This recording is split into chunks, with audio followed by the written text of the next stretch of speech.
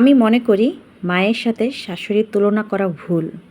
মেয়েরা শাশুড়ির মন পাওয়ার জন্য যা করে, মায়ের জন্য যদি তার অর্ধেক করত, পৃথিবীতে জান্নাত পেত। ছেলেরা শ্বশুরবাড়ির জন্য কিছু না করেও রাজার আদর পায়, আর একটা মেয়ে শ্বশুরবাড়িতে হাজার করেও কারো মন পায় না, উল্টে আরও অপমানিত, অবহেলিত হতে হয়। এটাই বাস্তব। আর যারা সঙ্গীকে গুরুত্ব দেয়, ভালোবাসে, মূলত তারাই সংসারের মায়ায় আটকে যায়। আর যারা সংসারের মায়ায় আটকে যায়, তারা কখনোই সংসার কিংবা সঙ্গীর উপর আধিপত্য বিস্তার করতে চায় না। তারা চায় সঙ্গীকে পাশে নিয়ে আমৃত্যু পর্যন্ত সংসারটাকে সাজিয়ে গুছিয়ে রাখতে।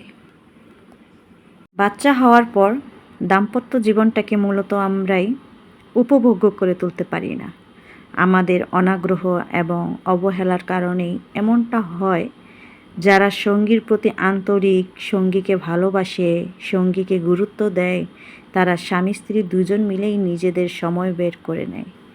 একঘেয়ে দাম্পত্য জীবন মানুষকে চরম অসুখী করে তোলে, যার ফলে মানুষ সংসার বিমুখ হয়ে পড়ে।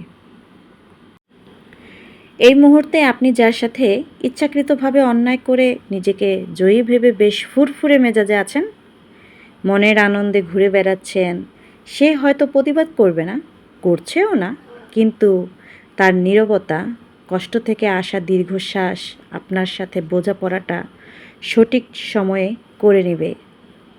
কারণ মহান সৃষ্টিকর্তা কাউকে ঠকান না, তিনি কারোর একার না, তিনি সবার।